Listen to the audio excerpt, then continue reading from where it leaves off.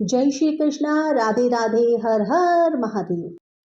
चातुर्मास महात्म्य कथा अध्याय 23 सती का प्रश्न तथा उसके उत्तर में भगवान शिव द्वारा ध्यान एवं नवधा भक्ति के स्वरूप का विवेचन। कैलाश तथा हिमालय पर्वत पर श्री शिव और सती के विविध विहारों का विस्तार पूर्वक वर्णन करने के पश्चात ब्रह्मा जी ने कहा, मुने, एक दिन की बात है। देवी सती एकांत में भगवान शंकर से मिली और उन्हें भक्ति पूर्वक प्रणाम करके दोनों हाथ जोड़कर खड़ी हो गई। प्रभु शंकर को पूर्ण प्रसन्न जानकर नमस्कार करके विनीत भाव से खड़ी हुई दक्ष कुमारी सती भक्ति भाव से अंजलि बांधे बोली। सती ने कहा, देव देव महादेव, करुणा सागर प्रभु, दीनों द्वार परायण महायोगीन, मुझ पर कृपा कीजिए। आप परम पुरुष हैं, सबके स्वामी हैं, रजोगुण सत्वगुण और तमोगुण से परे हैं, निर्गुण भी हैं, सगुण भी हैं, सबके साक्षी निर्विकार और महाप्रभु हैं। हर मैं धन्य हूँ जो आपकी कामिनी और आपके साथ सुंदर विहार करने वाली आपकी प्रिया हुई। स्वामीन, आप अपनी भक्त वत्सलता से ही प्रेरित होकर मेरे पति हुए हैं। हे नाथ, मैंने बहुत वर्षों तक आपके साथ विहार किया है। महिषान, इससे मैं बहुत संतुष्ट हुई हूँ और अब मेरा मन उधर से हट गया है। देवेश्वर हर, अब तो मैं उस परम तत्व का ज्ञान प्राप्त करना चाहती हूँ जो निर्तिशय सुख प्रदान करने वाला है तथा जिसके द्वारा जीव संसार दुख से अनायास ही उद्धार पा सकता है। हे नाथ, जिस कर्म का अनुष्ठान करके विषय जीव भी परम पद को प्राप्त कर ले और संसार संबंध में ना बंधे, उसे आप बतलाइए, मुझ पर कृपा कीजिए। ब्रह्मा जी कहते हैं, मुने, इस प्रकार आदि शक्ति महेश्वरी सती ने केवल जीवों के उद्धार के लिए जब उत्तम भक्ति भाव के साथ भगवान शंकर से प्रश्न किया, तब उनके उस प्रश्न को सुनकर स्वेच्छा से शरीर धारण करने वाले तथा योग के द्वारा भोग से विरक्त चित्त वाले स्वामी शिव ने अत्यंत ही प्रसन्न होकर सती से इस प्रकार कहा। शिव बोले, देवी दक्ष नंदिनी महेश्वरी, सुनो, मैं उसी परम तत्व का वर्णन करता हूँ जिससे वासनाबद्ध जीव तत्काल मुक्त हो सकता है। परमेश्वरी, तुम विज्ञान को परम तत्व जानो। विज्ञान वहाँ है जिसके उदय होने पर मैं ब्रह्मा हूँ, ऐसा दृढ़ निश्चय हो जाता है।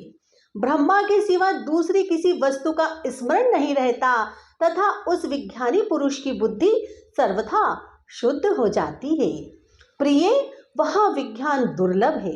इस त्रिलोकी में उसका ज्ञाता कोई विरला ही होता है। वहाँ जो और जैसा भी है सदा मेरा ही स्वरूप है।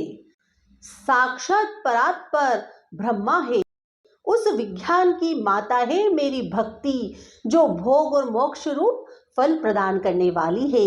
वहाँ मेरी कृपा से सुलभ होती है। भक्ति 9 प्रकार की बताई गई है। सती, भक्ति और ज्ञान में कोई भेद नहीं है। भक्त और ज्ञानी दोनों को ही सदा सुख प्राप्त होता है। जो भक्ति का विरोधी है उसे ज्ञान की प्राप्ति नहीं हो सकती।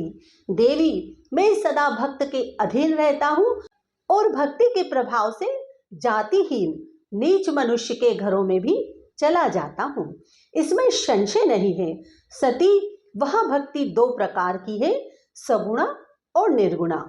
भक्तो ज्ञाने न भेदो ही तत्कर्तः सर्वदा सुखम, विज्ञानम न भवत्येव सती भक्ति विरोधिनः, भक्ताधीनः सदाम वे तत्प्रभावद ग्रहष्वपि, नीचान जातिहीनान यामी देवी न संशय। श्री शिव जी माता पार्वती से कहते हैं, जो वेदी शास्त्र विधि से प्रेरित और स्वभाव की भक्ति होती है, अर्थात जो भक्ति हृदय की सहज अनुराग से प्रेरित होती है वह श्रेष्ठ है, तथा इससे भिन्न जो कामना मूलक भक्ति होती है वह निम्न कोटि की मानी गई है।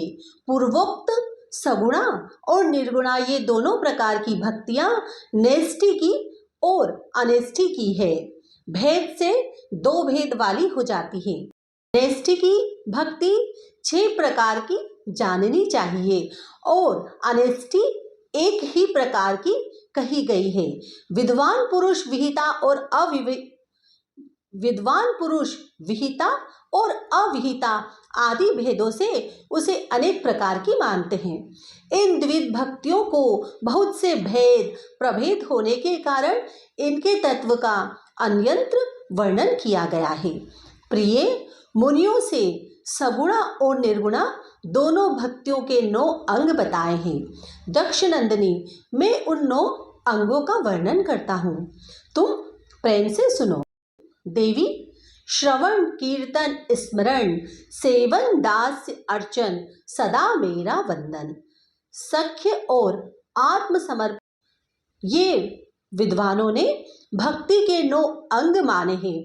शिवे, भक्ति के उपांग भी बहुत से बताए गए हैं।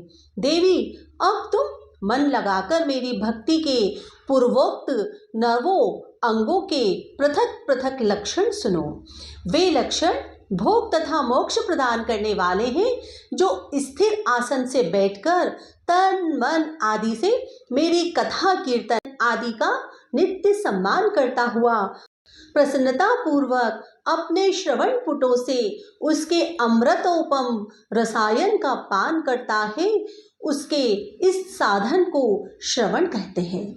जो हृदयाकाश के द्वारा मेरे दिव्य जन्म कर्मों का चिंतन करता हुआ प्रेम से वाणी द्वारा उनका उच्च स्वर से उच्चारण करता है, उसके इस भजन साधना को कीर्तन कहते हैं।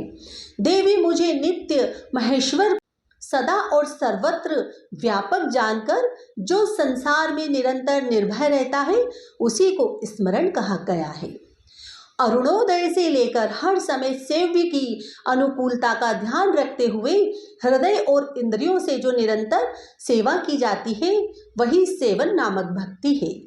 अपने को प्रभु का किंकर समझकर हृदयामृत के भोग से स्वामी का सदा प्रिय संपादन करना दास्य कहा गया है।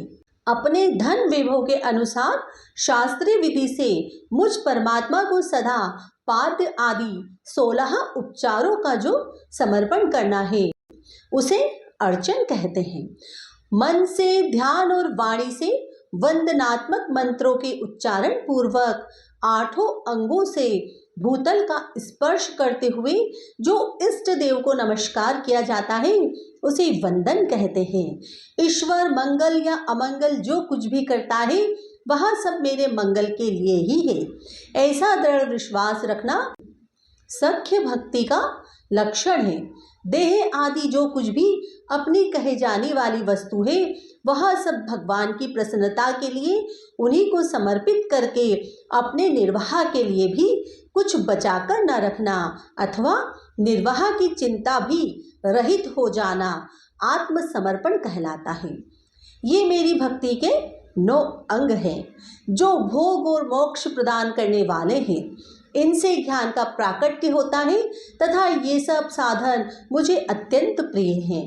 मेरी भक्ति के बहुत से उपांग भी कहे गए हैं, जैसे बिल्व आदि का सेवन आदि। इनको विचार से समझ लेना चाहिए।